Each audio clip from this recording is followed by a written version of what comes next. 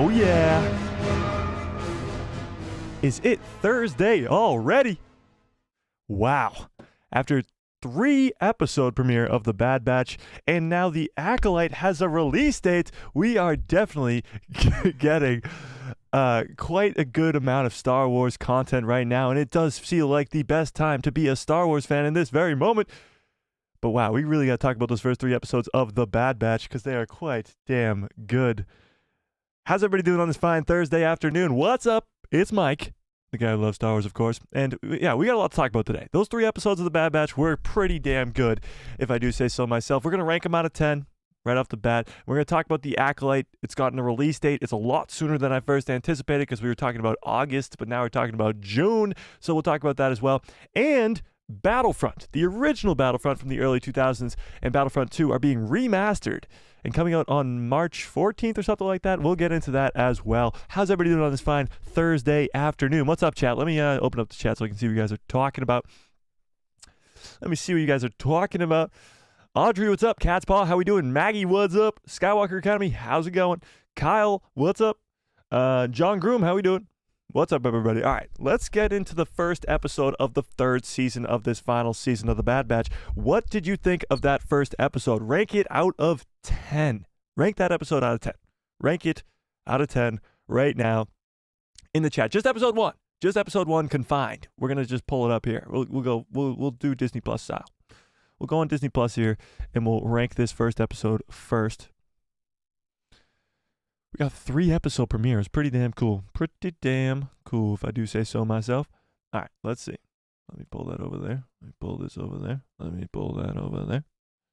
All right, episode 1, Confined, was 33 minutes, and that's imprisoned on Tantus. Omega adjusts to her new life. This was when we got the big time jump. Omega's been there for like 100 days, and her and Crosshair trying to escape. She's got the Batcher and all that stuff. And we learn a lot about what's going on Mount Tantus. We get the Project Necromancer type thing, and a lot of cool stuff in that first episode. But what would you rank it out of 10? I already gave my ranking in the breakdown video. I believe I gave this first episode an 8 out of 10. I was going in between an 8, 8.5, but I think this season's going to get a lot better, so I think the 8 is probably that perfect spot to go at. We got a 10 in the chat. We got an 8 out of 10. Yeah, I agree with me. Nice.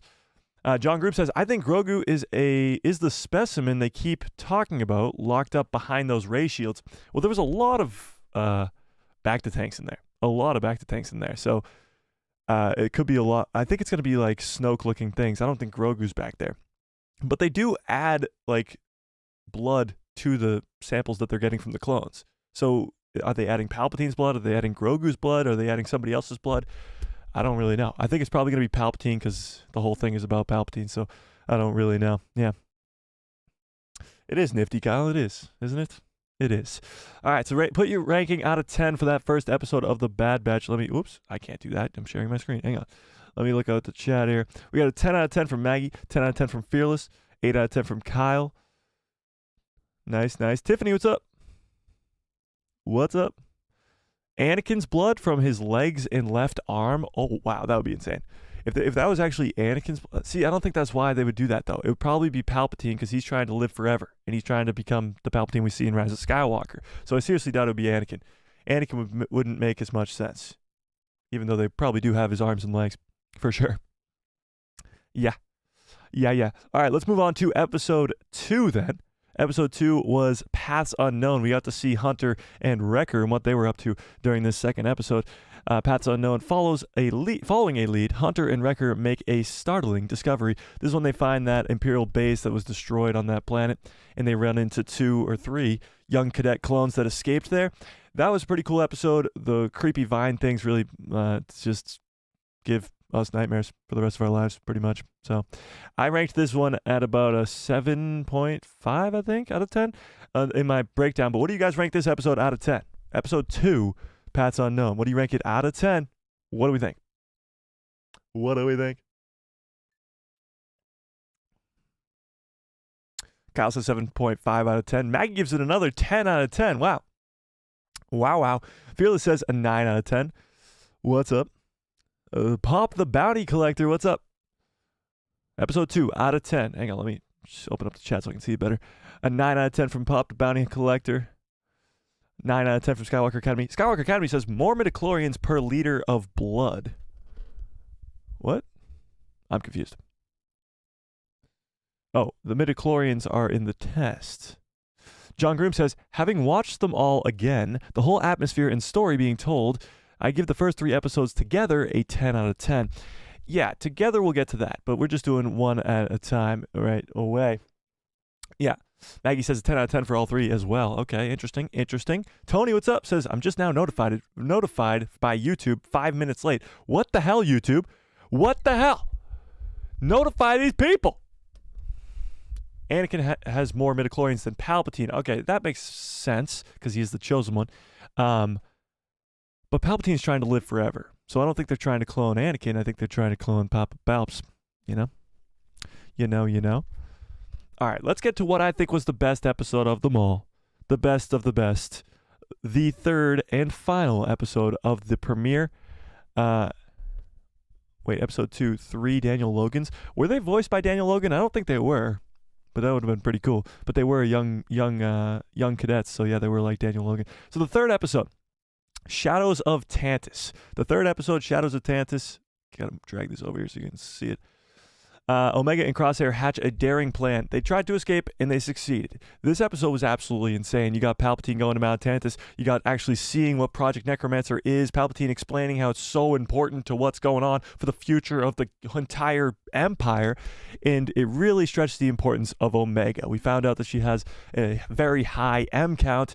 In this episode, of the first 3 was definitely my favorite. I ranked it at a 9 out of 10, and I really thought this one was probably one of the best episodes we've seen from the Bad Batch thus far, all 3 seasons. And I think this is really going to lead us into what we're going to see later down the line in this season. Mount Tantus is not done. Just because Omega and Crosshair escaped does not mean that we're done with Mount Tantus.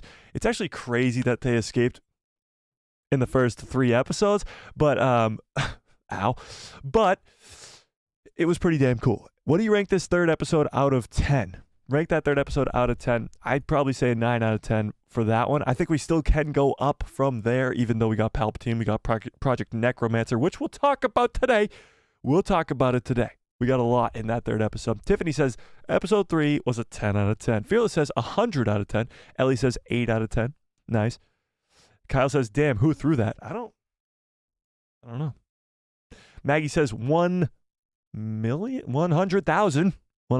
out of 10. Nice. I do think that who threw what? I don't know. Episode 3 was a 10. I agree. I give it a 9 out of 10, but I do think it was the best episode of the 3. I still didn't give it that 10 out of 10 because I think we still can move up from here. I'm very excited for this Bad Batch final season. It's pretty damn cool. Pop the Bounty Hunter Collector says, actor Daniel Logan does make his series debut in the 3rd season premiere. Logan voices a former clone cadet named Mox in The Paths Unknown, the 2nd episode of the 3.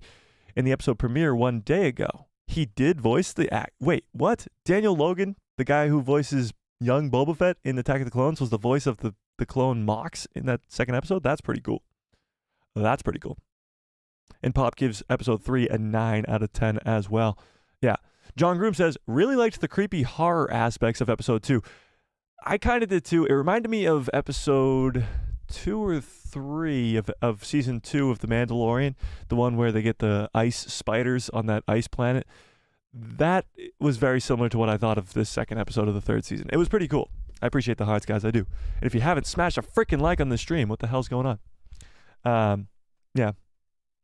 I appreciate it. Mox is Daniel. Yep. Appa? Yep. The Avatar show came out today. Anybody watch that yet? Watch Avatar yet? Last Airbender? Live action version? I haven't gotten around to it. I'll probably watch it later tonight or something. But I've heard some good things. Yeah. Ellie says, oh my God, Ellie, you can't be throwing these giant words at me like this. I have arachnophobia. Give me a mic so I can drop it. Oh shit, I'm Mike.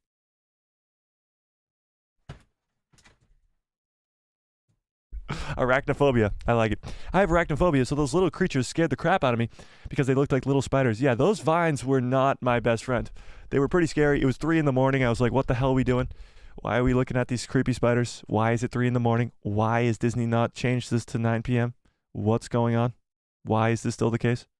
Disney, if you're watching, and we know that you are, Please change the release date. I got ice in my water today. It tastes nice. Tastes nice. No airbender. Mic drop. What? I think I broke my chair.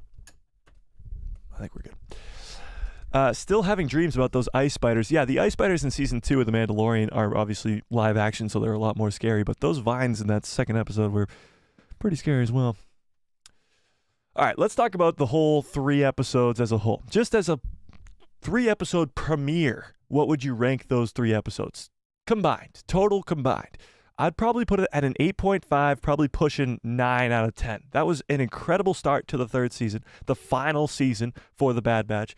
It leads us in with Crosshair and Omega in their relationship, but it also gives us a lot of what's going on in Mount Tantus. This Project Necromancer connects everything. It connects everything from the prequel trilogy to the sequel trilogy and everything in between. The Mandalorian, we got Project Necromancer talked about with the Shadow Council meeting in season 3. So there's a lot that these first 3 episodes kicked off for this final season, and it's going to connect everything from the beginning to the end of the whole saga, Skywalker saga. They're connecting everything, and it's pretty damn cool. So what would you rank the first 3-episode premiere of The Bad Batch? What do we think? Ellie says, I don't have Netflix, so no, I have not watched the original yet. Anyways, you haven't watched the original Last Airbender, Avatar?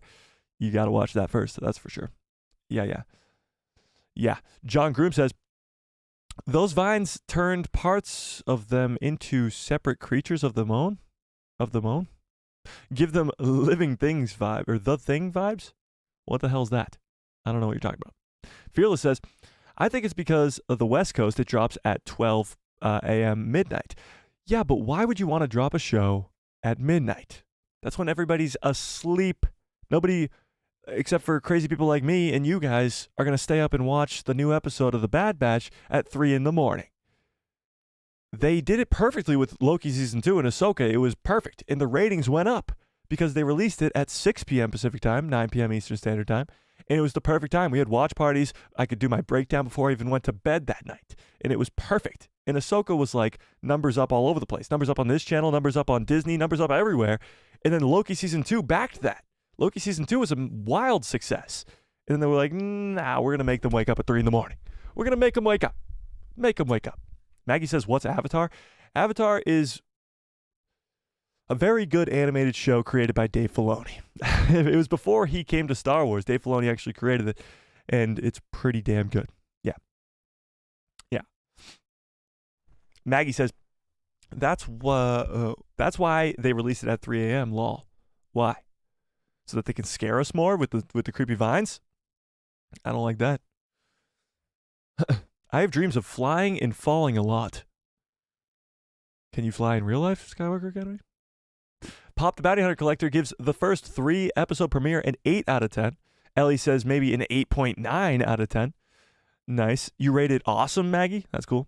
Kyle gives it a 12.56 out of 18.4. Okay. Skywalker Academy says, I gotta give it room to go up. So 9 out of 10. Yeah, that's kind of where I'm at. I think this will go a lot higher. I think the season will get even crazier when we get Cad Bane, when we get Fennec Shand, when we get Asajj freaking Ventress. So I think there's still room to grow here. And that sounds crazy because that 3rd episode was so damn cool. Yeah. Fearless says, I can tell you a true horror story. Oh, no, I don't want to hear it. A true horror story. I have a dentist appointment on Monday, and the way it looks, I'm going to have to have a tooth pulled out / extracted. Well, maybe you should not do that. You know, that it wouldn't be a true horror story. Ellie says, I was cranky yesterday. I was really stressed and I had a headache. Yeah, tell me about it. Waking up at 3, throwing off your entire sleep schedule just to you know, wake up and watch the Bad Batch season. Like, I can't even speak. I was so out of it yesterday that I don't even know if yesterday was a real day. Is today Wednesday? Is today Tuesday?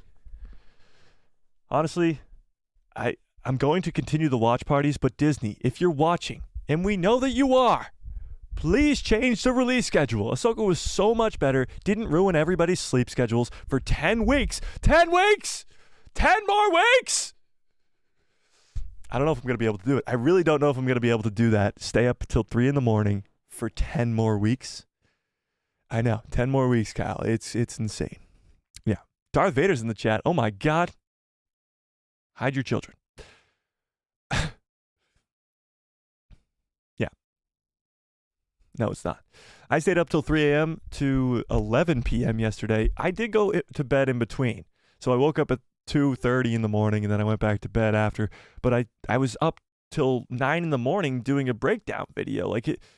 Obviously, it's the 3-episode premiere, so it's a little bit different. It'll get a little bit easier because there will only be 1 episode next week. I don't know. It's too crazy right now. It's too crazy. John Groom says, I agree. You need to leave room for improvement with ratings, but I honestly don't think that the opening could have been any better. I think maybe it could have been a little bit better with Hunter and Wrecker. Not that I didn't like the creepy little vine things, but maybe have Echo and Rex thrown in there. I know they're going to be in there eventually, but I think there is room for improvement on that aspect of it. I think obviously the Palpatine stuff was peak. It was almost perfection. But the Emery stuff is still confusing to me. I don't know how she's going to play into this. A clone sister doesn't really make sense to just throw in there last minute. It doesn't seem like she's necessary right now, honestly. So, I don't know. I think there's still room for improvement, that's for sure, from these first 3 episodes. I think the Palpatine stuff was amazing. Project Necromancer, connecting it to the Mandalorian is awesome.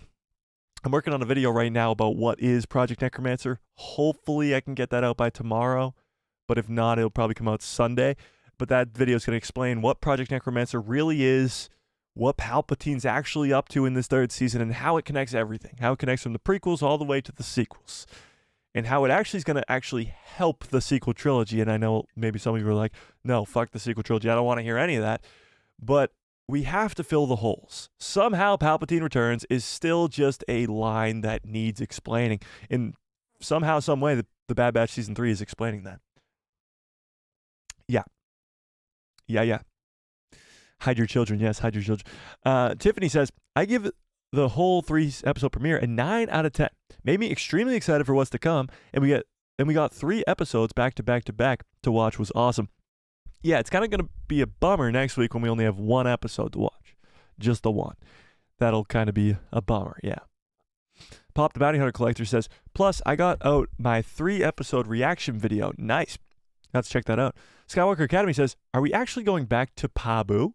They might, because we have Fee piloting the ship in the trailer. Yeah, we'll see Pabu again in this 3rd season, for sure. They're going to take the cadets back there, so they're probably going to go there in this next episode. I just still find it crazy that Crosshair and Omega escaped that early. In the 3rd episode, in the premiere of the season, really, they escaped the prison already. So they're going to meet back up with Hunter and Crosshair. Not Crosshair, Hunter and Wrecker, and that'll probably be pretty emotional. It's been over 100 days since they've seen each other last. It's kind of crazy because now it's like, why go back to Mount Tantus? Just to destroy everybody? Just to save the clone brothers? Just leave them be. Just let them do their own thing, you know? Yeah. Ellie says, did you ever think that Project Necromancer and Stardust are just the Manhattan Projects of Star Wars? It kind of is. I mean, Palpatine's just an evil scientist at this point. He's just doing his own thing. And yeah, Stardust is, of course, the plan to create the Death Star. And Necromancer is the plan to keep him alive forever. It's his contingency plan to keep him alive. And that's just in simple layman's terms. But yeah, they're pretty much just the Manhattan Project of Star Wars. It's a good way to think about it. Skywalker Academy says, will the cadets stay on Pabu or will they help out?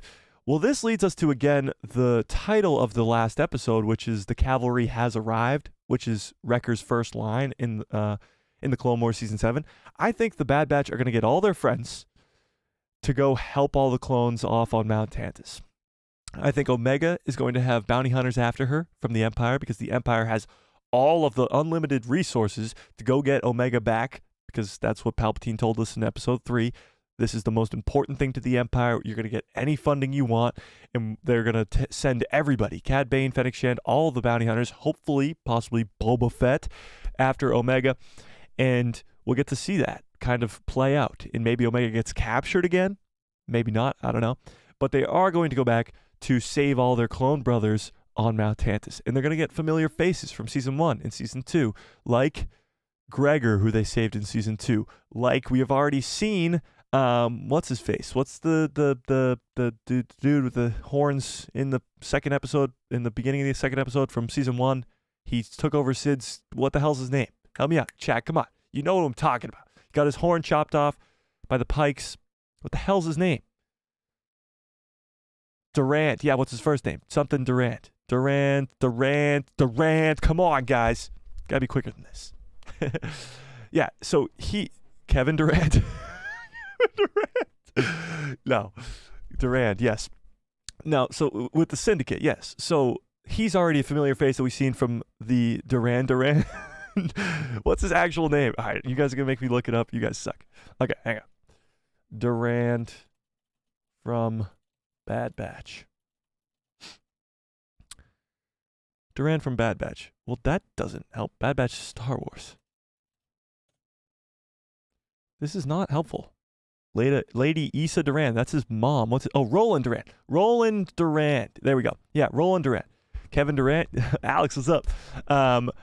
Roland Durant. Yes. So Roland was from Season 1 of the Bad Batch. So I think we're going to see a lot more familiar faces in this third season from people they've helped out before. So maybe you'll see Hera Syndulla or maybe some other Syndullas. Maybe you'll see Caleb Doom, who was in the first episode. The Bad Batch saved his life. He later becomes Kanan Jarrus. We could possibly see, I don't know, who else do we see? Oh, Fennec Shand. Fennec Shand was in the first season.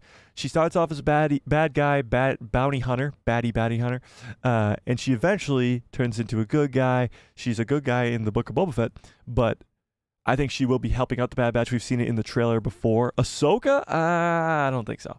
I don't think Ahsoka's around during this time, but it would be cool. It would be cool. But I think we're going to see some familiar faces all sort of come together to fight against the Empire and fight against Dr. Hemlock in Mount Tantus. I think Hemlock is going the route of Tarkin in A New Hope. By that, I mean going down with his own ship. As the same way that Tarkin blows up with the Death Star, I think Hemlock is going to blow up with Mount Tantus and go out like that. I don't think Hemlock is going to survive this third season, a lot like many of the other characters in this third season as well. So yeah, the same way that Roland was already in that, for Kevin Durant, I should say, was already in that second episode, I think we'll see a lot of other familiar faces from the first two seasons. So to answer your question, I don't even know what the question was. What was the question? I completely forget. Will we see Pabu? No. I don't remember the question anymore, but that's okay. Oh, will the cadets go to Pabu or will they help out? To answer your question, I think they will help out, and I think a lot more familiar faces will be there as well. Yeah. Yeah. John Groom says, the initial conversation between Crosshair and Hunter/Wrecker is going to be very interesting. Yes, it is, because he's gone on quite the comeback tour since he last has seen his clone brothers. The last time he met Hunter and Wrecker was at the end of Season 1, where he had the chance to go with them, and he didn't. Even after the Empire just left him there to die, he didn't. So he went on the Empire Revenge Tour in Season 2, where he kills that the officer, and then he gets brought to Mount Tantus. So he's going to have a lot of explaining to do when it comes to his brothers there, for sure. Yeah. Yeah. Yeah.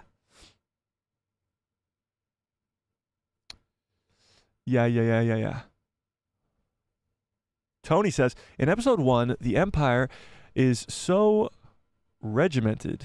Wait, what? That's as we see the time jump occur. Oh, that's when we see the time jump occur. Each time Omega sees Crosshair walk by in the same hallway, but Crosshair ignores her. It's spooky. Yeah, you get to see the Empire and how sort of everything is on schedule type stuff. But it is more interesting that Omega stops saying hi or even making eye contact with Crosshair. That's probably because she's trying to plan an escape at some point, but yeah. Fearless says, how do you think Omega gets the bowcaster made by Boba Fett's blaster in the new poster? Okay, let's talk about that. So let me pull up this new poster. This is pretty damn cool. This is the poster for the Bad Batch that was released by Star Wars yesterday, I believe. Come on. Bad Batch. Bad Batch Season 3. Oh my god. Bad Batch Season 3 poster. Yeah, so this is the poster that was released yesterday by Star Wars themselves. This thing is pretty damn cool. Oh, there it is. There it is. So you got Hunter, Wrecker, Crosshair even there. You got Echo, who we haven't seen yet, but Echo is in the season. You got Omega. You got Palpatine. You got Hemlock down here. You got Nala Se, Emery, and some clones. But what's interesting, and fans have pointed out, is if you zoom in here. Let's zoom in. If you zoom in on this blaster right here, this blaster, which is like turned into a crossbow type thing, this blaster is the same as Boba Fett's blaster. And I think actually somebody sent it to the Discord, so let me pull this up. They thought we wouldn't notice, but we did. Let's check this out here. Somebody sent it to the Discord, right? Oh, there it is. Yeah, so let's open this. So they thought we wouldn't notice, but we did. This is Boba Fett's blaster. This is the blaster that Omega is holding in this poster. It's clearly the same type of blaster there. It's very similar, if not the exact same. But why does, is that not just clearly telling us that either one, Boba Fett is coming, or two, the parallels between Boba Fett and his sister, the other unaltered clone, Omega? That's just, it's too obvious to not be actually something. So that was very nicely pointed out by Ben Hart the something on the X, formerly known as Twitter. But this poster is pretty damn cool. It's a very... Whoop, let's just keep zooming out. Boom, boom, boom, boom, boom, boom. It definitely tells us that there will be more Palpatine coming, for sure. And this is not the last we've seen of Dr. Hemlock and the whole cloning facility going on there. So this is a pretty damn cool poster. They released it yesterday. But yeah, I think there's definitely something going on there with this blaster looking the exact same as her brother, Boba Fett, for sure. 100%. Yeah. Skywalker Academy says, which to Sith to bounty hunter to Jedi? What? Which to Sith to bounty hunter to Jedi? Oh, you're talking about Asajj Ventress. Yes, because she goes from Night Sister to Sith to bounty hunter to Jedi. She really hits all the bases, doesn't she? For sure. Maybe we could get... maybe she gets it from the Wookiees. Gets what from the Wookiees? Oh, the bowcaster? Yeah, maybe because Chewbacca's got one like that. But Chewbacca's is different than that. Maybe we do see some Wookiees, though, again. Because another character that we could see show up again that the Bad Batch helped out in Season 2 is Gungi. Gungi, the Wookiee Jedi. He could definitely be seen in this third season for sure. Yeah. Ellie says...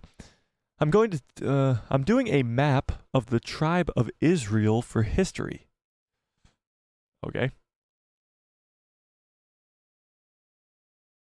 Good to know. Fearless says, Hunter looks so awesome in that poster. He really does. For sure. Hunter had a different bandana without the skull on it. Did anyone notice that? I did notice that.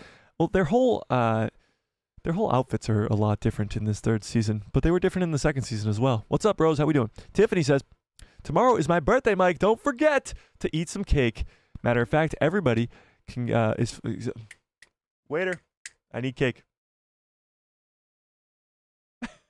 Get cake now. Okay, we'll get some cake for you. Can we get some happy birthdays, or early happy birthdays, I guess, in the chat for Tiffany? Because we won't be live. We won't be live. No.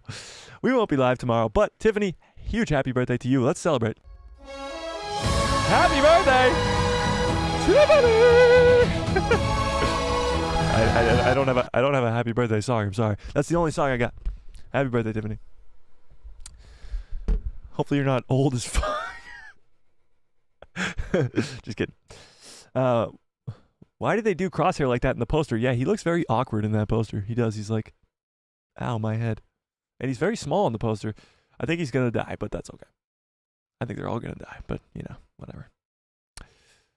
John Group says, maybe Boba gets the blaster off of Omega. Imagine. Boba Fett's blaster from the original trilogy is just Omegas from before, that would be wild. That'd be wild. That'd be wild. That would be wild. Tiffany's getting all the hype in the chat. All the hype in the chat. All right. Let's talk about predictions. What do we think is coming in episode 4? Let me pull up what the title of episode 4 is going to be. StarWars.com. StarWars.com. Let's check this out here. Episode 3. Oh, wait. No, episode 4. It'll be episode 4, won't it? I gotta get to StarWars.com here. What the hell? StarWars.com. Let's see. Damn, that poster's so cool. Alright, we gotta find this thing from before. No, that's not what we're looking for. Does anybody have the title of the episode 4? I can't find it now. It's being stupid. Episode 4. What happens so far in the Bad Batch? No. Bad Batch.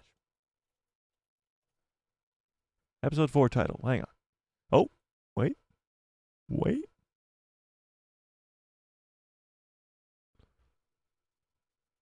what?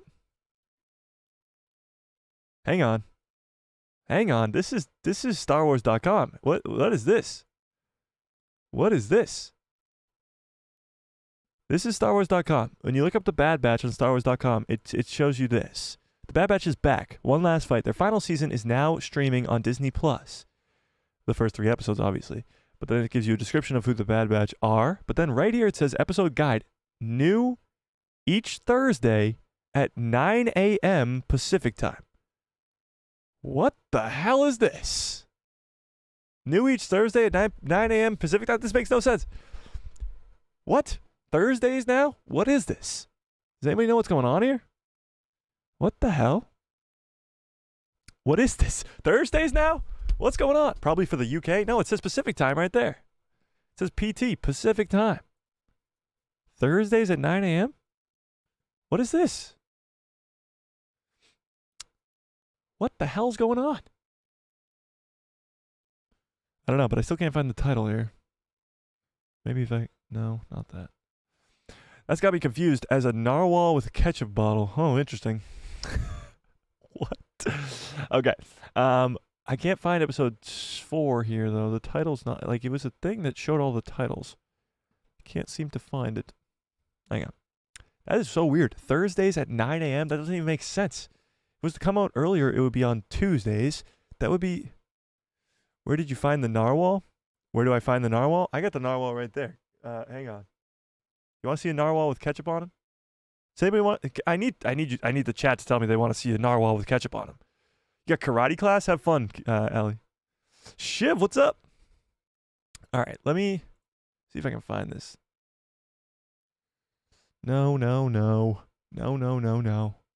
Oh, I found it. Okay, here we go. I found it. Here we go. All right, so episode 4. I got it. Here we go. All right, so episode 4 is titled A Different Approach. So honestly, I think that's probably the Empire and maybe their approach to getting Omega back. That's possible.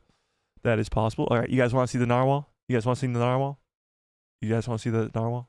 Okay, I'll show you the narwhal. I'll show you the narwhal. But give me your predictions while I show you this narwhal about what you think a different approach could mean and what you think episode 4 will be about. What we think episode 4 will be about. I'll show you the narwhal, okay? I'll show you the narwhal. This thing is pretty awesome.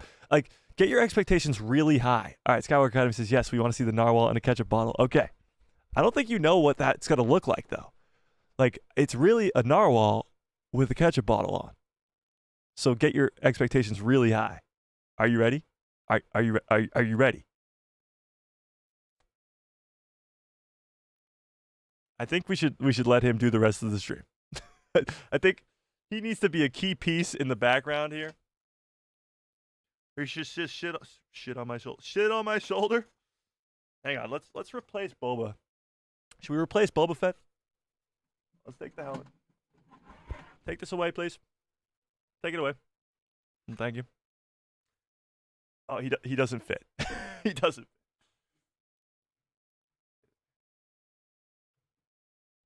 Bring the Boba Fett helmet back. So what do we think episode 4 is going to be about? A different approach. What are we thinking? Yeah. Hang on, sorry.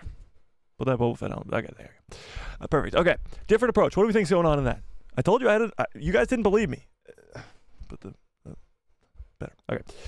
You guys didn't believe me. A narwhal with a ketchup bottle. You don't think I have everything down here? You don't think my whole studio is just has everything that you could possibly imagine down here?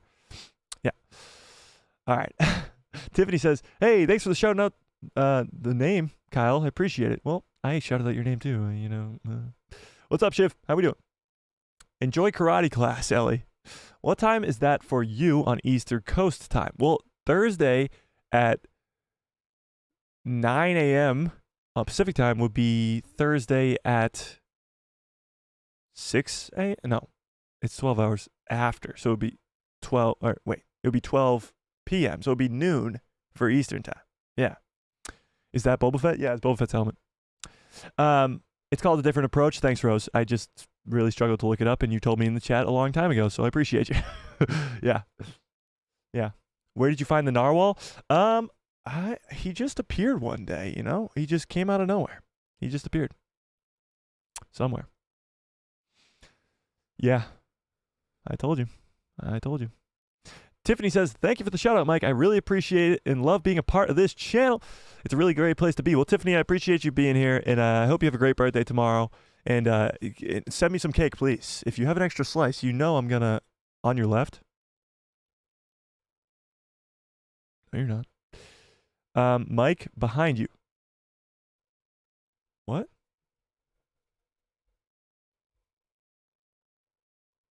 What?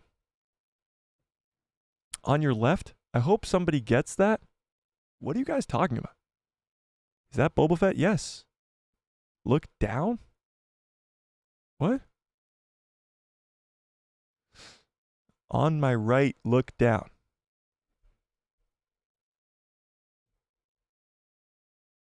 What?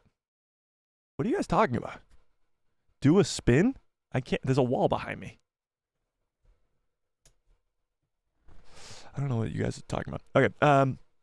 Skywalker Academy says, the MacGuffin they're going after needs a different approach. What? Okay, what do we think? Look at your Boba Fett helmet. What about it? This? Is it because it's not in frame? What? I don't know what you're talking about. Notice anything weird? No! What are you guys talking about? What's going on? I don't know what you guys are talking about. Okay, so this third episode, a different approach. I still think it's probably going to be the Empire and how they're going to get Omega back. Because they have all the resources they possibly could have at the Empire's disposal.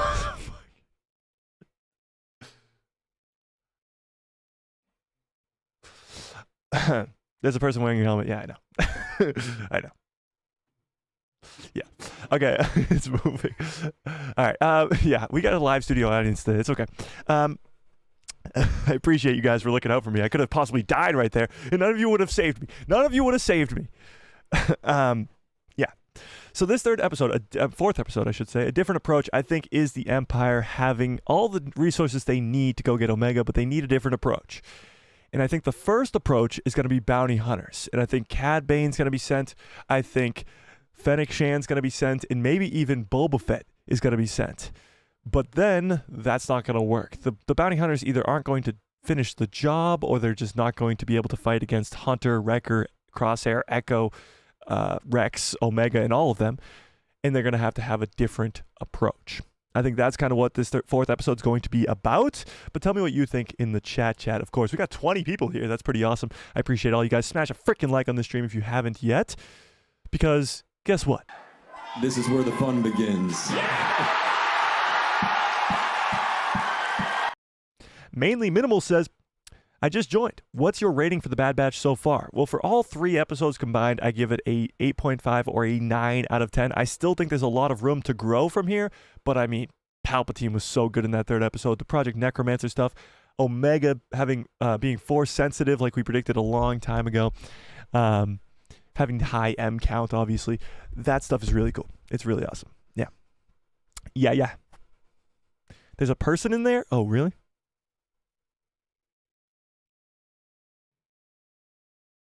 It's not a person, guys. It's a narwhal.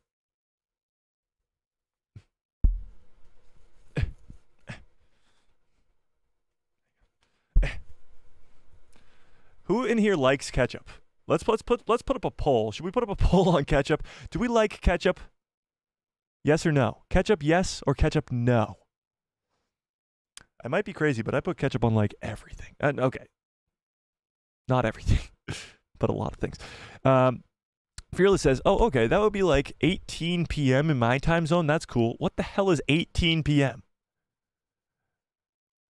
That doesn't make sense.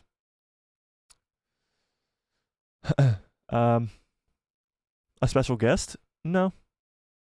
Boba Fett has always been in the background.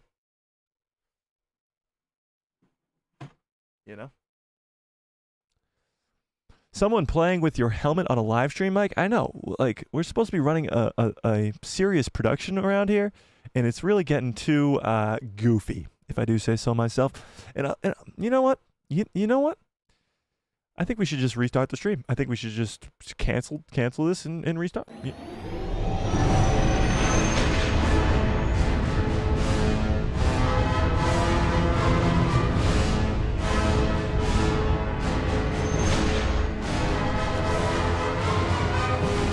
Oh yeah! Is it Thursday already? Oh my god, the 3 episodes of the Bad Batch. Oh my god, they were so good. What's up, guys? It's Mike Gargo Stars. Okay, how's everybody doing today on this fine Thursday afternoon? What's up, everybody? How's it going?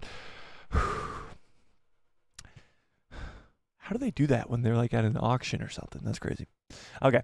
A girl who loves Star Wars? No, she's not here right now.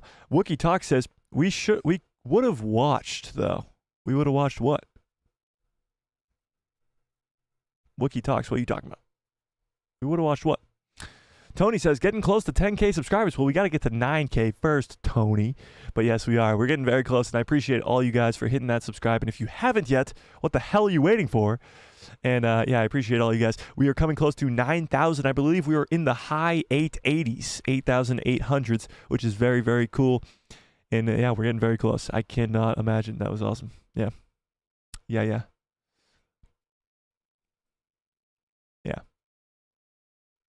Tiffany says ketchup, yes. Fearless says no. Kyle says no. Yeah. Shiv says, as a narrative, the Star Wars The Bad Batch continues to unfold. Season 3 promises to delve deeper into the complexities of the clone troopers' identities and their place in the ever-changing galaxy. Is that just the description of the show, Shiv? What? I'm more of a cream cheese and pretzels guy. Honestly, cream cheese and pretzels is an underrated combo. Anybody else eat cream cheese and pretzels? Or do I sound like a crazy person? Maggie, you're allergic to ketchup? Oh, that's crazy. Does that mean you're like allergic to tomatoes too? Shiv says, with the introduction of new characters and an evolving... did you just copy and paste the description of the Bad Batch in this chat? With the introduction of new characters and in the evolution of existing ones, how might the exploration of themes such as identity, loyalty, and consequences of individuals choose further shape the of Clone Force 99?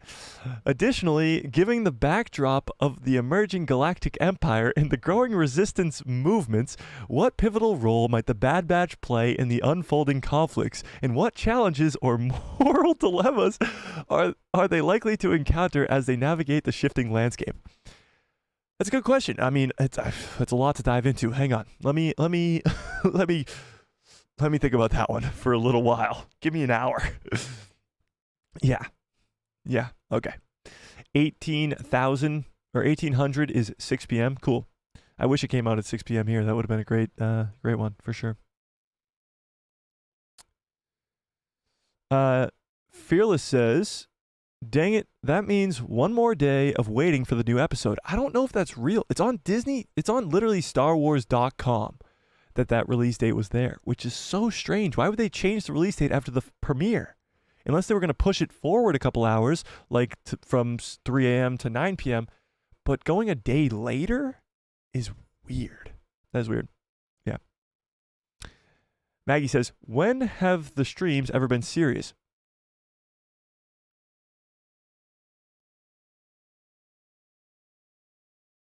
Maggie? Don't start. These are the most serious streams you will ever witness in your entire lives. Who was wearing the helmet? I don't know.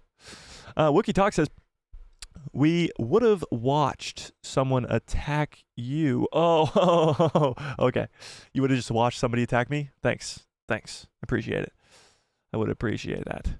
Ketchup is okay, but ketchup is okay, but ketchup is salty. Okay. I'm allergic to tomatoes, but it's just, I say I am allergic to tomatoes, but it's just ketchup. Oh, interesting. What would space ketchup be made out of? Why are we talking about ketchup? Is this not a Star Wars stream? How is this the topic of, like, we got 3 incredible episodes of The Bad Batch yesterday. The Acolyte show has a release date, which none of you have asked about. And we're talking about ketchup. We're talking about ketchup on a fantastic Thursday stream. We are talking about a condiment. Not even the best one. Not even the best one! Okay. Yeah. David, what's up? Says, and it looks like Crosshair. What do I? It looks like Crosshair is redeemable, and Omega helped Crosshair escape from Mount Tantus, proving that Crosshair isn't going back to the Empire. Yeah, I don't think Crosshair is going to go back to the Empire. I just think that he's definitely going to die by the end of this season. He's probably going to make a sacrifice play to complete this redemption arc that he's been on over the course of these last 3 seasons, for sure. Yeah. Yeah. I like brown sauce. What the hell's brown sauce, John? Ranch is much better than ketchup. Prove me wrong. You know what?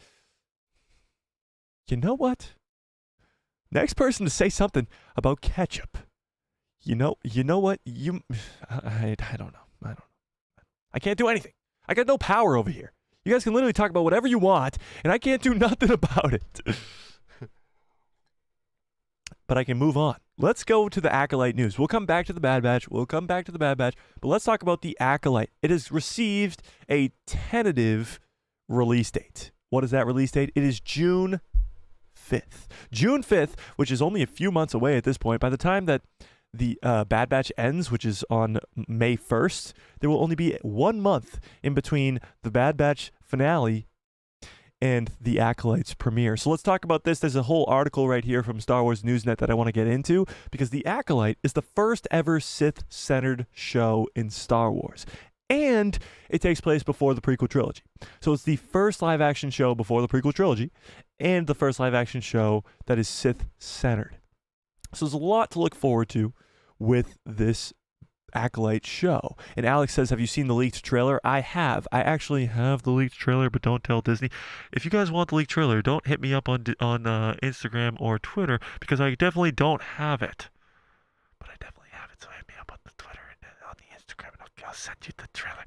The trailer is really cool. You get to see a lot of Jedi. You get to see a lot of cool things going on with the High Republic era that we never have seen before. So I think this show is going to be really, really cool, and we have a release date. So let's get into this, okay?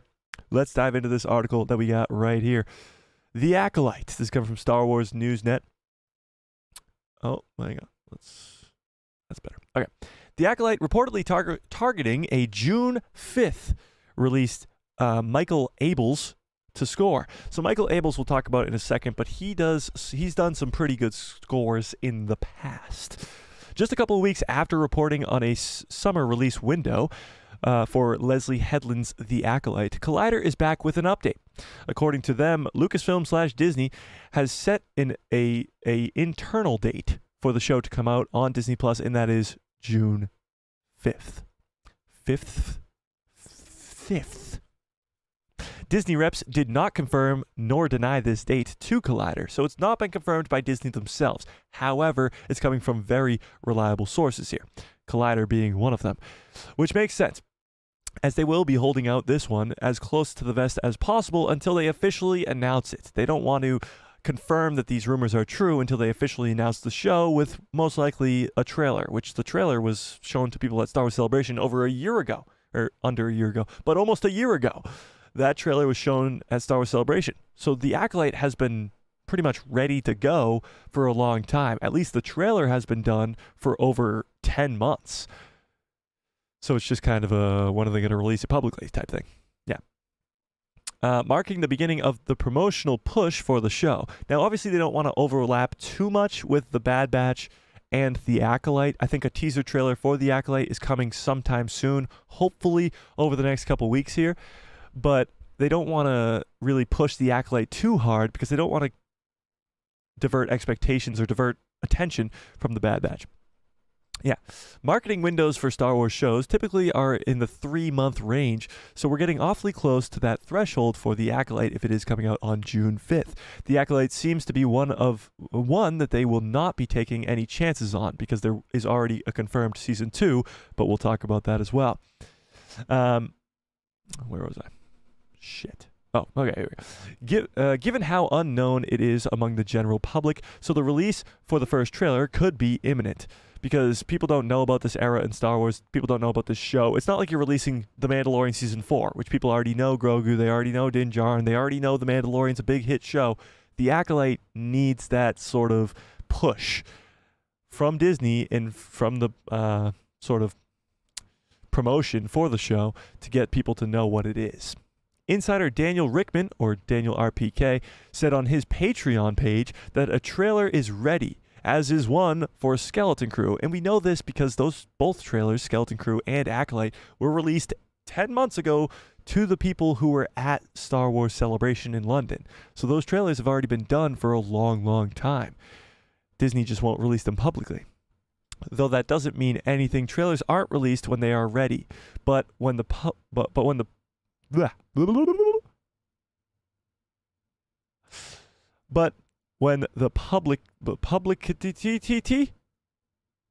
it's English, departments decide it's best to drop them. Yes. Publicity department. In addition, Collider is hearing that Michael Abels of Nope fame. So if you don't know what the hell Nope is a movie created by Michael Keyes. I believe his name is Michael Keyes? Something Keyes. Jordan Key? No. I don't know his first name. But the guy is from Key and Peele, the guy who made the horror movie called Nope. He also made Get Out. He did the soundtrack for those movies. So how is a guy who did horror movies kind of going to shift over to a Star Wars show? I don't know. But hopefully he's pretty good. Yeah. As the main composer of the series, Abels is a frequent collaborator with Jordan Peele. Oh, that's his name. I should have just kept reading. Keyes is the other guy. Jordan Peele. But hasn't worked with Headland before. Recent TV works for Max Perry, Pretty Little Liars, Original Sin, in the miniseries Alien vs. Pharaoh. As a fun fact, he worked on 2022's Breaking, which starred John Boyega. Oh, interesting. So he worked with John Boyega before. Fascinating. The Acolyte is set 100 years. Now, I actually don't know if this is true, because we've heard some people say that it was set 50 years before. So, I don't know. Take that with a grain of salt. But the Acolyte is set 100 years before the Phantom Menace, in the first thing to ever be there, except for in a kids' animated show. And will follow Amanda Steinberg, who plays the lead female role, and Lee Zhang Cha, who is the guy from Squid Games, as their characters as they venture into the galaxy of mysteries and darkness. It will be the first Star Wars series to focus on the villains. And here's the synopsis for the show. Star Wars The Acolyte is a mystery thriller that will take viewers into the galaxy of shadowy secrets and emerging dark side powers in the final days of the High Republic era. A former Padawan reunites with her Jedi Master to investigate a series of crimes, but the forces they confront are more sinister than they ever anticipated. It's supposed to be a Sith-centered show and focus on the villains, but the description says a Padawan and her master are going out into the galaxy. So are they the main characters, or are the Sith the main characters? I don't know. There's a lot of mystery behind this series for sure. Actually, let's start up a poll while we continue to read this article, by the way. I forgot to start this poll earlier, but let's do this. Are you excited for the Acolyte? Acolyte. I always spell this wrong. Acolyte. Yes or no? You tell me. Okay, let's keep reading. Leslie Headland is the showrunner, executive producer, and one of the directors of The Acolyte. The story is likely to feature mostly all new characters, mostly because with the exception of publishing fan favorite Vanestra Rowe, she is from the High Republic books, but a lot of fans don't know who that is, so she will be a pretty new face to a lot of people. Played by Rebecca Henderson, the extent of her role is still unknown. In addition to Steinberg and Li Jiang-Jia, the cast includes Jodie Turner-Smith, Charlie Barnett, Dean Charlie Chapman, Daphne Keane, who is the girl from Logan, Manny Jacinto, sure, Carrie Ann Moss, and Jonas Sutimos. I hate people's names, but this is the guy who will play the Jedi Wookiee in the series. There will be a Jedi Wookiee, and he plays actually Chewbacca in the sequel trilogy and in Solo as well. He's the new Chewbacca. He's pretty much just, if you have a Wookiee, this guy's going to play him. He's like 7'3", so he's the perfect guy. He's the perfect guy for the role, and that's it. So Collider says June 5th. We don't know if that's set in stone or not yet. It might fluctuate a little bit. June 5th is perfect. My birthday is right before that, so it'll be like a nice birthday surprise, even though it won't be a surprise. But it'll be very nice to have.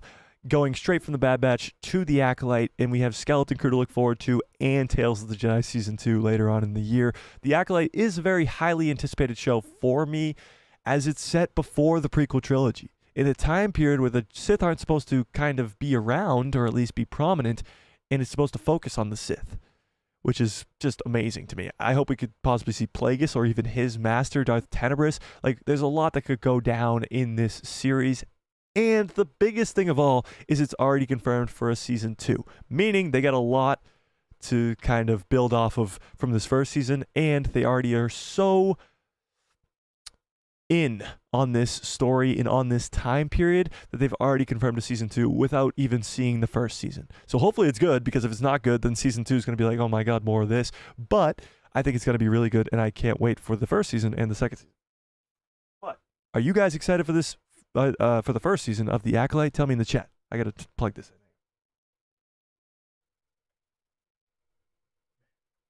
in. Got it. Okay. Are you excited for the first season of The Acolyte? What do we think? Sith Center show, yay or nay? What are we thinking? How is my ice not melted yet? All right, let's see. Alex says, have you seen the leak trailer? I talked about that, but yes, I have seen the leak trailer. It's really cool. I can't play it on stream, obviously. I don't want to get shut down, but I do or do not have the trailer, and you should definitely do or do not DM me on Instagram, or X, formerly known as Twitter, to get that said trailer. But yeah. Yeah. Why are there ads for live streams? Just why? You know, YouTube, once you get big enough, YouTube's like, ooh, I can make money off of you. And we're like, yeah. It just means we're growing, and I appreciate you guys watching the ads and still sticking with me, you know? Taxi for Skywalkers? What? Fearless says, I'm also wondering why there's ads. I miss a few seconds of what Mike's saying. Okay, here's what we'll do. I'll just talk really slowly so that you can catch up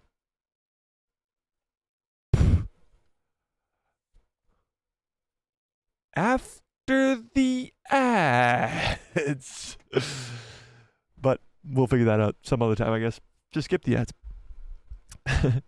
Sometimes it's a very important few seconds in the stream. I get it.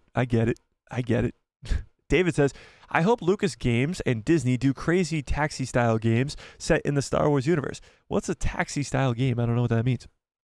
Okay, let's talk about this. John Groom brought it up, and it's a good thing to talk. Actually, remind me to bring it up, because I want to talk about the Acolyte first. Let's talk about the Acolyte first. But yes, Battlefront 2, we'll talk about it. We'll talk about it.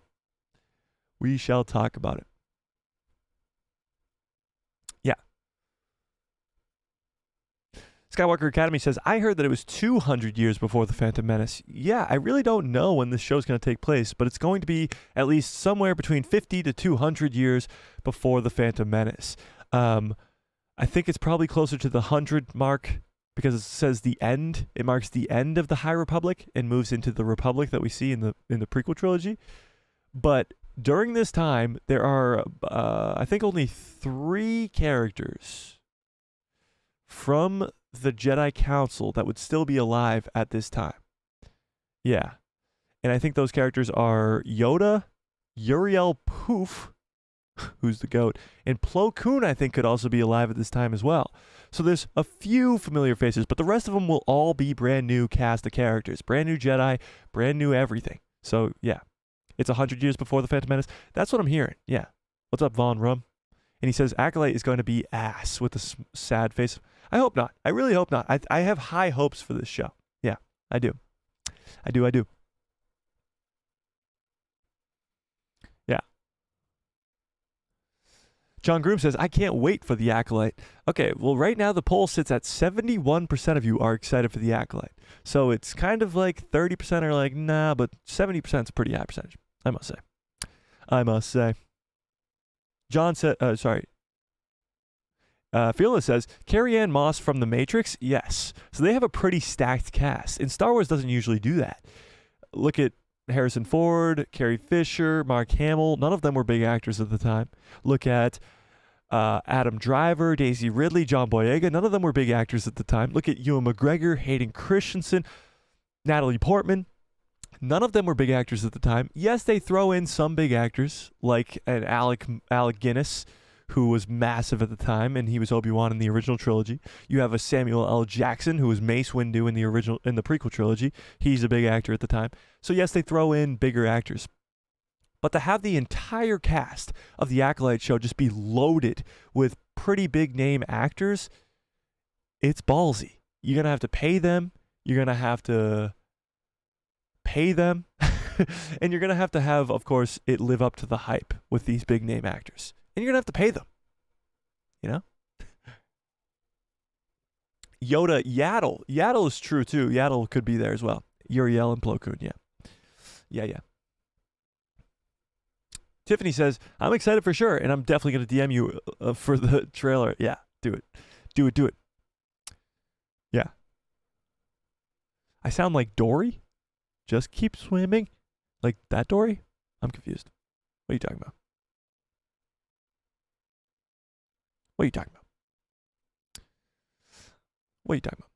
Vaughn says, in the general sense, we all want it to be good, but it's going to be condensing the condescending to the original demographic of fans. I don't know. It's going to a new era, obviously, so it's going to be different for a lot of people, but I don't think it's going to be like that crazy. Obviously, there's a lot of different stuff in Star Wars. You can go from liking animation stuff to liking only live action stuff. You can get The Mandalorian, or you can get Andor. You can get Ahsoka, or you can get The Resistance. I mean, obviously, those are like very different things, but Ahsoka is very Force-sensitive, or Force-centric, Jedi-centric, exploring the Force, all that stuff. And then you have Andor, which is none of that. They're both Star Wars, but they're both very different tastes for Star Wars. Even the original trilogy versus the prequel trilogy are very different tastes for Star Wars. That's why a lot of original trilogy fans are like, oh, that prequel trilogy. And a lot of prequel trilogy fans are like, oh, that's sequel trilogy. It's kind of the same thing. And the Acolyte's just going to be another world, really, on the timeline, for sure. Dory from Finding Nemo? Why do I sound like Dory from Finding Nemo? That's Ellen DeGeneres. Don't do that to me. Can I get some good cups follow orders in the chat, please? God damn. Look at this cup. The Rise of Skywalker. Speaking of connecting to the entire trilogy, that third episode of the Bad Batch really connected to The Rise of Skywalker.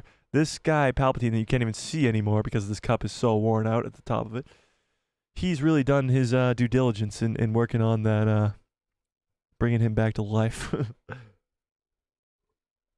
Yeah.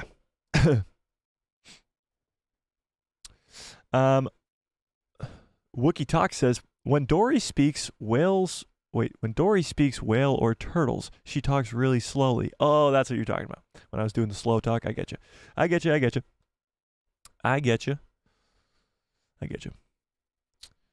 Andy Cardboard Star Wars, love the name. Andy says, I just rewatched War Mantle Season 1. Bad Batch, brilliant episode with subtle nod to OG. War Mantle Season 1 Bad Batch episode. I don't know what episode you're referring to. Hang on, I'll check it out. Season 1, you say? War Mantle. Okay, let's look for it. No. Oh, episode 14, War Mantle. After receiving a mysterious distress call, the Bad Batch track it to a secret facility. I don't know what episode that is. But okay. Okay. I believe you. Thanks for the good cups that follow orders. It's a really good cup, and it follows orders. Fearless says, I don't care. I watch what I like, and I like Star Wars. There you go. And I'm going to watch the Acolyte. We're going to give, obviously, our... If we don't like something, I'm not going to come out here and tell you that I absolutely love it. If I didn't like the Bad Batch, I would tell you I didn't. But it's off to a great start, you know? Kyle says, let's pay him to get a... to get a non-worn cup. Hey, this cup, even if you paid me to get a new cup, okay, I'd appreciate the money. But the cup's not going anywhere, okay? This cup is a staple of these live streams. Yeah. My chair doesn't like to roll around as it should. Yo, we need to send him a non-worn Star Wars cup. No. This cup will live on forever. Until at least the next Star Wars movie comes out and they give out these exclusive cups. Like, maybe I'll get a Mandalorian and Grogu movie cup. And then that can replace the good cup that follows orders. But it'll have to be worn down, you know? It'll have to go through some things. It'll have to see some stuff, you know? This cup has clearly seen some things. Power by numbers. Kyle says, power by numbers. Let's get him a new cup. Okay. If you guys start sending me cups, you know, you could just send super chats. Those help too, you know? Andy says, they rescue Gregor for the first time. Oh, yeah, that episode. That's pretty cool. Yeah, when they find the secret base with Gregor in it and they have to escape from there. That's a great episode, actually. That's when we kind of get the first look in the Bad Batch, at least, at the Commando clones. Yeah. Maggie says, what's a super chat? Oh, I'm so glad you asked. What's a super chat? That's a great question. So for those of you who don't know, and maybe you were like, oh my God, I want to send Mike money so badly. I really want to send Mike some real money. Like, I really want to spend my hard-earned cash on Mike for no reason at all. Let me show you how to do that. So if you pull up the stream, which I will do just for you guys. Hang on. Let's do this. Oh, yeah, hang on. I gotta pull up the stream. Pull up the stream. Oh, okay. There's my handsome face. So if you go to this, actually, you go to the chat right here. So if you look at the chat here, let me pull that over. Look at the chat and you see that nice money sign right there? You see this nice money sign right there? Show your appreciation to a guy who loves Star Wars. Show your support for a guy who loves Star Wars. You can send super stickers, super chats, become a member, or membership gifts. You can gift other people memberships, which Tony has done very generously in the past. Maggie says, sorry, I'm too broke to do that. Don't worry about it, Maggie. I'm just making jokes. You guys watching and smashing a like is the best support that I can appreciate from all of you. Don't worry about it. Just if you have any extra cash lying around, you know. Don't worry about it. It's just something that, whoa. Don't. Say it isn't so. My Steam Deck stopped working. No. I don't know why it's doing that. I'll figure it out after stream. Whatever. Can we gift you a cup? No. You can't gift me a cup. You can gift me money to buy a cup. But no, you can't. No. You cannot. But that is what a super chat is. Vaughn says, I hope that one day we get a badass Old Republic trilogy which leads to the same demeanor as Qui-Gon, Dooku, and Balin. Something for the intellectual masculine fans. Okay. Yes, I do hope that someday we do get a really more dark-ish Old Republic trilogy. I think the Old Republic is just a gold mine that they haven't even scratched the surface of yet. I really hope that we get that. Yeah. I'm going to gift you a cup. Okay, Kyle, you do that. You do that. Yeah. You do that. But yeah, I think the Old Republic is coming at some point, but it's just not yet. I think we're going to probably go to the High Republic first, finish off this Mandoverse first, and then we'll probably shift our gears to the Old Republic. Yeah. Yeah. I know you would, Maggie. I appreciate that. I know you would. John Groom says, if there are multiple seasons of The Acolyte, maybe it would end with a live-action version of the Plagueis novel. That's possible. Right now, it's only confirmed to be 2 seasons. So, I don't know. It's possible. Yeah. Skywalker Academy says, Gregor was found by Mirber Gascon a long time ago, originally. I'll take your word for that. I have no idea what you're talking about. Senor Mula, what's up, Senor Mula, says, who's hyped on classic Battlefront? All right, that's a good segue. Let's do that. Let's get to that now. There's news, big news of Battlefront. Battlefront, the original, not the Battlefront from 2015 and the Battlefront 2 from 2019 or 17, whatever it was. I'm talking Battlefront from 2005, I think it was. Let's look it up. When did the original Battlefront come out? When was Battlefront original released? 2004, September 20th of 2004. Then the second one of that was in 2005, so I was off by a year.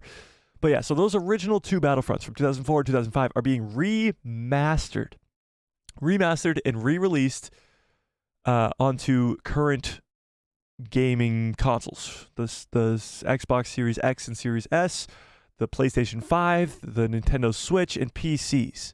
So we're going to watch the trailer, and we're going to read this article real quick from IGN, because this is pretty damn cool. I didn't think it was going to be cool. I thought it was going to be pretty lame, honestly, but it's pretty damn cool, if I do say so myself. So Star Wars Battlefront Classic Collection coming to Nintendo, PlayStation, Xbox, and PC. Okay, let me zoom in here so we can get a better look at it. All right, perfect. Star Wars Battlefront Classic Collection is coming to Nintendo Switch, PlayStation 4 and 5, Xbox One and Series consoles, and PC via Steam on March 14th. So on March 14th. So that's about... How do the months work? That's less than a month away. As a bundle of the 2 original games with new maps and new characters and more. So they're adding new content to these old games. Announced in the Nintendo Direct Partner Showcase on February 21st, and a subsequent trailer was published by Aspyr, the new characters will include Kit Fisto and Asajj Ventress, while Jabba's Palace joins as a new map. It's time to relive intense battles from the Star Wars galaxy in the Battlefront collection, Battlefront Classic Collection, the announcement reads. So we're going to watch this trailer, because it's pretty cool, actually. These were the games that I grew up on. These Battlefront games are the ones that I grew up on. So I played the new Battlefronts. I played the second one. Oh, shit. Did that get through? Okay, it didn't get through. See, I saw a really bad chat over here, and it didn't get through, so I'm glad about that. But, yes, we're going to watch this trailer for this Battlefront. That just completely threw me off. Thanks a lot, May Young. Battlefront, let's watch this trailer. Okay, let's get back on topic here. This is pretty damn cool, and we can actually play this together. Will there be crossplay? That's a great question. I actually don't know yet. Maybe it'll tell us in the trailer. Hang on. Let's watch this trailer. Whoa, hang on. Let's watch it in the best quality possible here. That is definitely not the best quality. Hang on. Let me find the trailer on YouTube. This is horrible quality. Let me try this. Hang on. Go to YouTube. Battlefront Classic Collection. Here we go. All right, found it. Much better. There we go. This is in 4K. 4K. Are you ready for your eyes to be blown by 4K? So obviously, it's still not the greatest graphics, but it's a remastering of a 20-year-old game. So give it a little bit of break, but it does look a lot better. So let's watch this. Turn the volume up a little bit. Your simulation days are over, Trooper.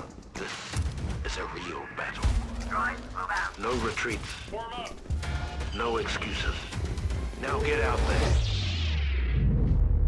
Fight your way across the Star Wars galaxy in the classic Battlefront games with massive 64-player online battles and split-screen local gameplay. Split screen. Fight with heroes. Never tell me the odds. And battle with villains. Bring me more Jedi. Get ready for the Star Wars Battlefront Classic Collection. Launching March 14th. So that's pretty cool. Coming out March 14th. Obviously, the graphics aren't the greatest. If you want better graphics in a Battlefront game, you're probably going to want to stay playing Battlefront 2. And they should hopefully make Battlefront 3 sometime. But look, you even got a Gonk droid in there. It's pretty cool. But you got new maps and new characters. And the crazy thing was 64-person battle zones. Hang on, where was that? I think it was right in here. Fight your way across the Star Wars galaxy in the classic Battlefront games with massive 64-player online battles. 64 players. So I can assume that a lot of us Star Wars fans are going to go back to these games, obviously, and play them. And I want to stream them. Should we stream? Are you guys going to play with me if I stream this on the channel? I think we're going to play through this when March 14th runs around. I think a lot of Star Wars fans are going to come back and play these old games that they grew up on, like me. People around my age, I think, are probably, I think all ages are probably going to come back and play these games, but people who grew up with these games like me are probably going to come back and play these games. There's going to be massive lobbies going on, 64 players at the same time, and like, come on. It's pretty cool. And yes, they added characters, they added maps. They're really going all out with this. I wish they would do it with Battlefront 2, which this is the current game that we have, or make a Battlefront 3, which would be nice with better graphics, but I guess they're working on this instead, which is cool. I hope this does mean, because, and honestly, it's up to us Star Wars fans. If we play this game, if we show Lucasfilm and Disney how much we love these games, they'll make a Battlefront 3. Battlefront 3 is a no-brainer. You can add in characters like Din Djarin, Grogu, all these expansion characters like Ahsoka Tano, the Rebels crew, Ezra Bridger, all those people. Thrawn is a bad guy. Moff Gideon is a bad guy. You can add in all these different characters for a Battlefront 3. So it's possible that it could lead us into getting a Battlefront 3 if the Star Wars community reacts to this the right way. Yeah, really. Maggie says 64. Why not 66? Yeah, Order 66. And Skywalker Academy says 69. Funny jokes. No, 64 probably because it's you can evenly split the teams up. Oh, obviously 66 you can evenly split the teams up, but 66 would be more of a joke, you know. Jay, what's up? What's up, Jay? What's up? All right, that's the trailer. That's pretty cool, but we still have more of this article to go here. There's some quotes from the people who are making... Oh, wait, what? Oh, there's some images too here, so we'll read this as well. All right, let's look at these images from the trailer that we just watched here. Ooh, that's pretty cool. So this is Naboo, obviously. Got some droidicas. You got some stormtroopers. I mean, the graphics are obviously not great, but it's more the nostalgia of the games that'll get people to come back. I mean, Luke versus Vader, that's pretty cool. But these are the heroes. You got Ki-Adi-Mundi, Kit Fisto, Ayla Secura, Chewie, Luke, Leia, Obi-Wan, Han, Mace Windu, Yoda. And then villains over here, you got Mace Windu. There won't be any sequel cast in this. There won't be any sequel characters in this. So for those fans who don't really like the sequel trilogy, this might be for you. Because this is only the original trilogy and the prequel trilogy cast from the original games. There's no sequels involved. So there's probably Boba Fett down there, I think. Palpatine probably. Grievous, I think I see. Pretty cool. Naboo, some cool stuff there. Battle of Endor. So the graphics aren't going to be great. It's just more of coming together as a community and playing this game as Star Wars fans, you know? The Hero Assault mode has also been updated, letting players take on the role of Luke Skywalker and Darth Vader and play on maps such as the Death Star and Naboo. Hero Assault can be played on all ground maps for a first time in the collection Classic Collection 2. They're remastering Super Monkey Ball. Nice. In other games. So that's pretty cool. That is pretty damn cool. I'm excited for this. Are you guys going to play this? Would you guys play this when it comes out on March 14th? What do we think? What do we think? All right, let me scroll up on the chat so I can catch up on these chats. Let's see. Hang on. Where did I stop here? Oh, I stopped at Senor Mula, who asked about the classic game. Okay. Maggie says, or let's get him a custom cup to congratulate him on hitting 10K subs. Oh, that'd be cool, but we haven't gotten there yet. But yes, that'd be awesome. That'd be cool.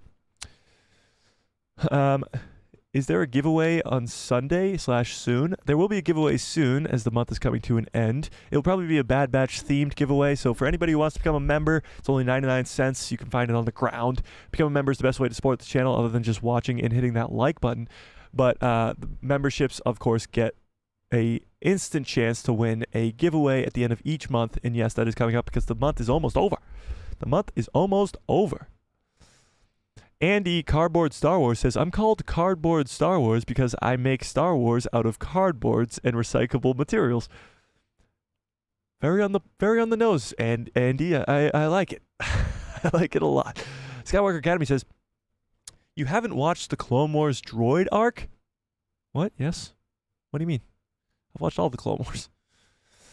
Tony says, Colonel Gascon is the 4 droids of the Barbin planet. Oh, he's the little dude from the droid arc? Oh, now I get you. I just didn't know him by his name, you know? Yeah, I know. Are you going to play Battlefront? Yes, I'm definitely going to play. Is it crossplay? I don't know. The crossplay thing, I really don't know. I mean, the new Battlefront's still not crossplay, so I doubt it will be, but I hope they do make it crossplay, because that would make it so much better. You'd be able to play with everybody then. The fact that it's coming out on all those platforms makes me believe that it is going to be crossplay, but we'll have to wait and see, I guess. And I'm definitely playing. I'm playing whether I stream it or not, and I'm playing with you guys whether we stream it or not. But yeah, for sure. Yeah. Skywalker Academy says, I just paid $15 a month for YouTube Premium. Nice. So I don't have to watch the ads, but it is worth it because I'm on YouTube 48 hours a day. That doesn't work. But yeah, I know a lot of people who have YouTube Premium. I don't have it because I don't really actually watch a lot of YouTube. I more just post on the YouTube. But yeah. John Group says, we could form a people who loves Star Wars Battlefront clan. Oh my God, imagine how sick that would be. If we could get a full clan of 36, because 36 on 36, or wait, no. What is it? That's pretty bad math. 32 on 32. If we could get a clan of 32, that would be pretty damn cool. Have a full-on lobby rolling in to fight in Battlefront. That would be sick. That would be so sick. But I doubt 32 of us are going to play that game. But actually, let's pull that up. Let's pull it up. Why not? Let's end that last poll, which is, let's see if the math is mathing here. The math is not mathing, but if it was, it would have been 69. So it had the chance. It had the chance. 68% of you guys are excited for the Acolyte. Well, 31% are not. But let's start up this new poll. Let's see if you guys are going to play this Battlefront game. Are you? Well, that's not. Okay. Are you going to play Battlefront Remastered? Yes or no? You tell me. You tell me. Are you going to play it? Well, let's see. All right, let me scroll back up so I can catch up on these chats. Let's see. And it's in 4K. It was in 4K, but the graphics were still terrible. Gregor is discovered at a hamburger hit.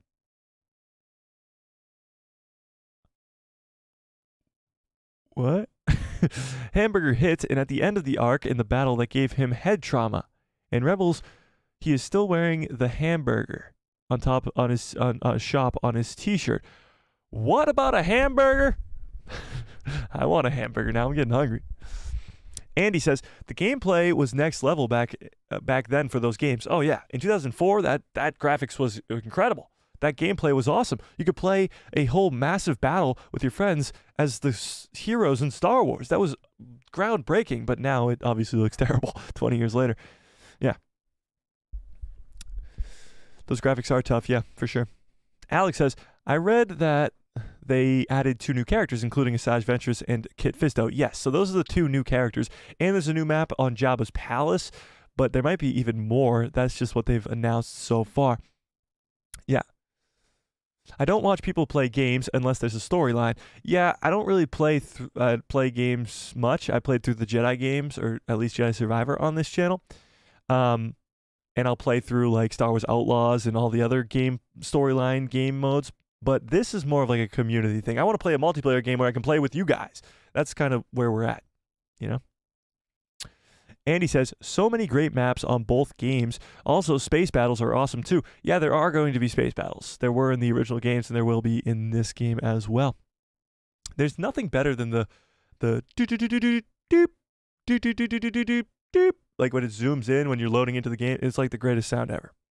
If you know, you know, you know. If you know, you know. You know? Yeah. Jay, what's up? No Ben Swallow? Nah, no Ben Swallow, sadly. If you want Ben Swallow, you can play the new Battlefront games. Battlefront 2 story with 501st clones and Stormtroopers is a great story arc. Oh, yeah, the Battlefront 2 story arc. I mean, even the Battlefront 2 with Luke Skywalker stuff is really cool. You get to see the real Luke Skywalker in between the original trilogy and the sequel trilogy as well. Oh, yeah. John Groom says, oh, hell yes, I'll be playing. Nice. Maggie says, if I could, I will play. Okay, cool. Alex says, I might wait until it's on sale. I'm sure there will be one during Black Friday. Yeah, but I don't know if it's even going to be around by then. Is it free? Like, it doesn't say how much it's going to cost. I don't know. Maggie says, where can you find the money on the ground at? Oh, well, if you see a rainbow, you just follow that, and there should be a nice pot of gold. Then you can take the gold, melt it down, bring it to like a pawn shop or something, and pawn it off for some moolah, and then you can throw that money on the ground, and then there's money on the ground. John, what's up, says, if the Battlefront collection is like the other Star Wars remasters, limited run games will probably make a physical edition, so I'll order one. Oh, so they're only going to make it physical edition? You don't think it'll be online too? That would suck.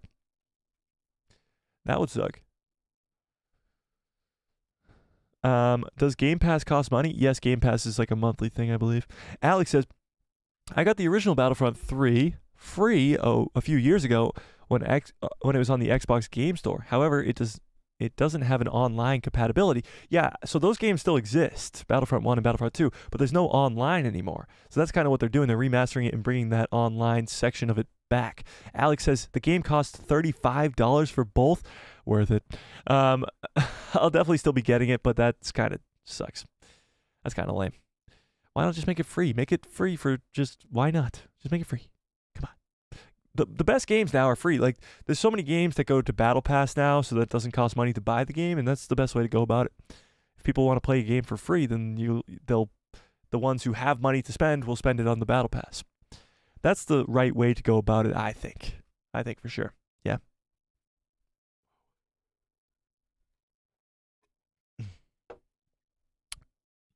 Wow, right off the bat, you get 73% of you guys are actually going to play this game. That's actually more than I thought, honestly. More than I thought. All right, let's shift our gears back to The Bad Batch. The Bad Batch Season 3, okay? Now that they've kind of launched us into the third season, and we got episode 4 coming next week, only one episode a week moving forward, except for a few double-up episodes here and there.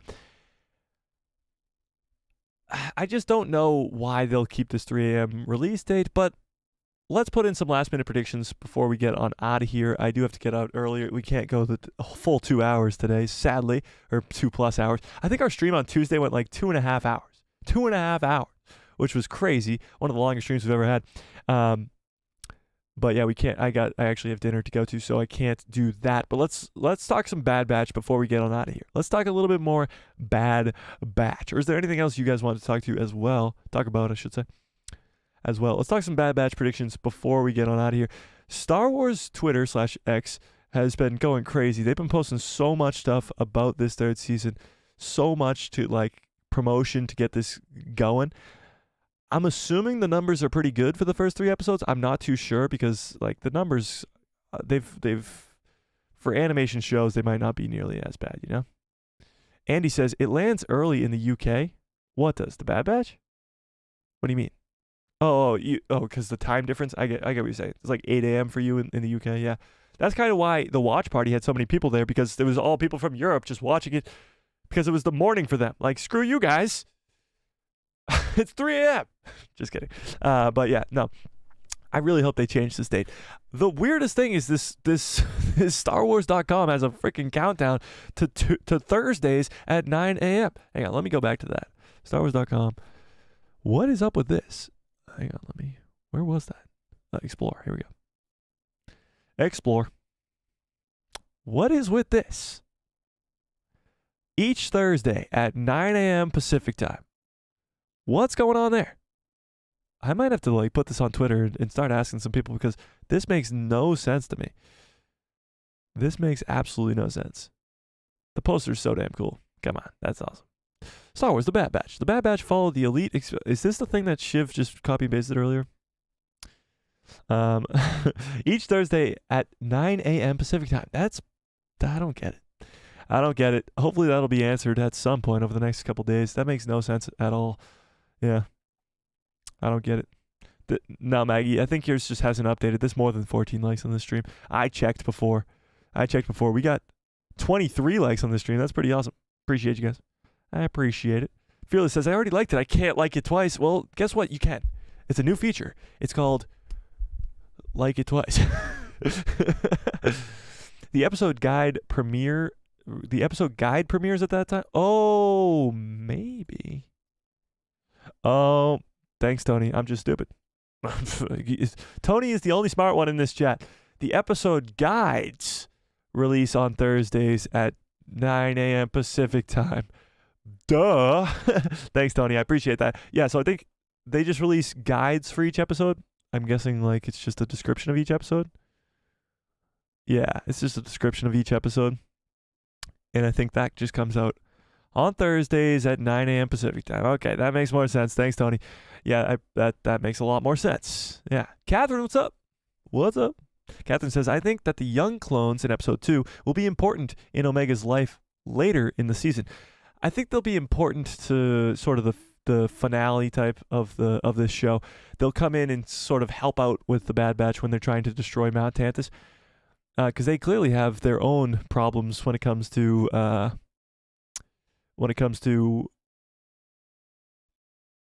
Dr. Hemlock in the Empire. They have their own backstory with him, with his cloning facility that was on that planet that we saw in season 2. Yeah.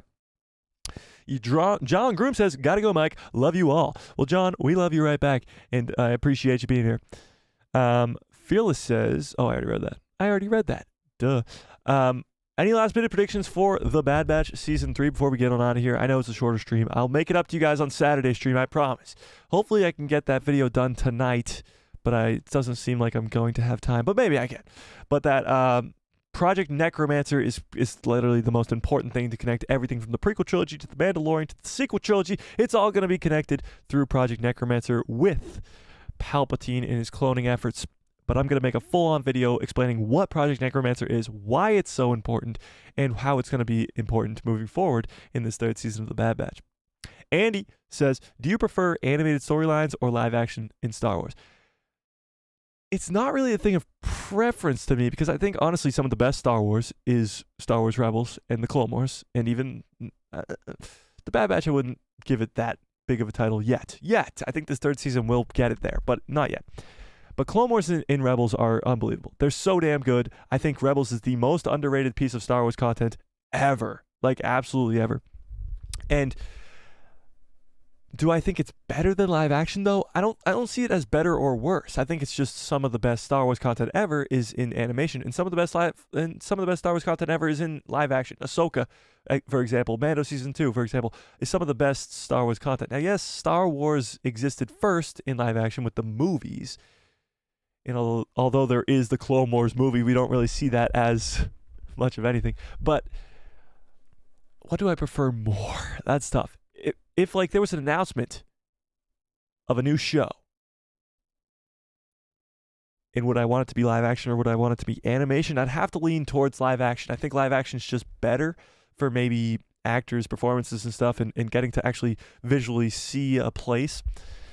But animated stories are just as good. I mean, Tales of the Jedi is the perfect example of that. It's 6 episodes. They're all like 10 minutes each, and it's like some of the best Star Wars that exists to date. So I'd say both, but I'd probably lean a little bit more towards the live action route. Yeah. Yeah.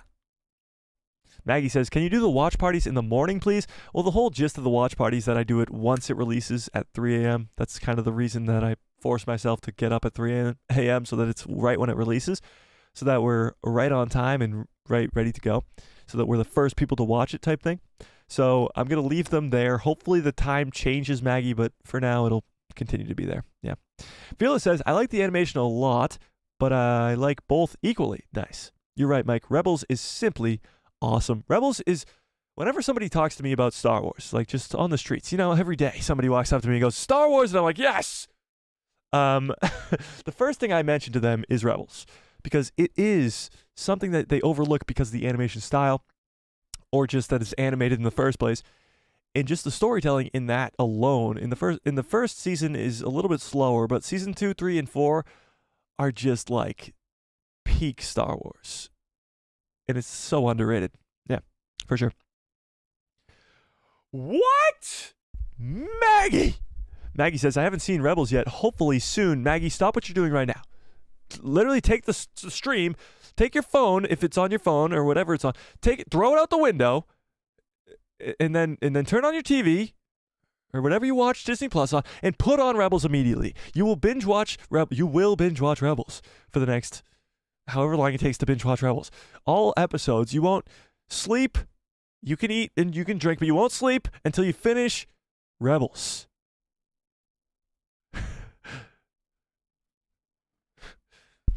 Sorry, Maggie. Tiffany says, I love both animation and live action. And oh my God, Maggie, you have to go watch Rebels. Exactly. Alex says, question. In Rebels, Maul says, you cannot defeat Vader alone. Do you think that they met before? How would the Inquisitors know him as the Shadow? Damn, that's a great question. Alex, now I want a Maul show. Because Maul does go from in Solo, running the Crimson Dawn, to Rebels on Malachor 5. And he's been there for a while. And you're right, the Inquisitors know him as a Shadow. And he alludes to fighting against Vader before. Huh. That is actually a great point. He must have fought Vader before. He must know how powerful he is. But also, Maul knows about Vader. He knows about Anakin turning to the dark side before any of us do, or before anybody else does. He tries to warn Ahsoka in Clone Wars Season 7. So maybe he does know that Anakin is Vader, and he knew Palpatine's plan all along. But it would still imply that he fought against Vader. Interesting. Interesting. That's a good point, Alex. Yeah. Tony says, I viewed Bad Batch at 7 a.m. and ran Mike's watch party at the same time. It was like I was doing the watch party live. There you go. Just do that. I appreciate that, Tony. Mike, quit yelling at me. Maggie, go watch Rebels.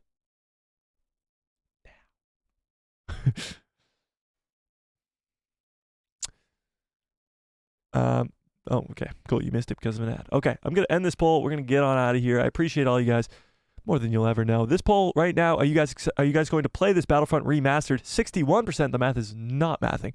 61% of you say yes to 38% saying no. Catherine says, time is hard to find sometimes. I get that, but Star Wars Rebels is a must-watch show.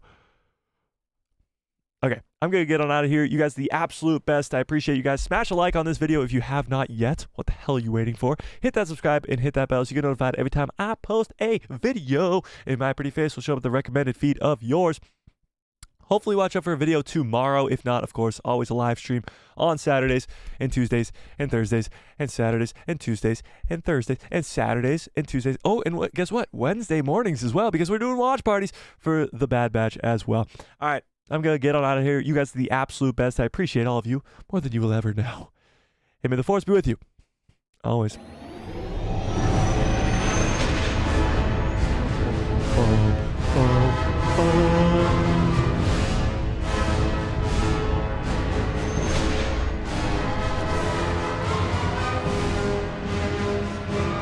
Oh, yeah. What a great stream. What a great show. You guys are the absolute best. And don't ever forget that this narwhal is wearing a ketchup costume.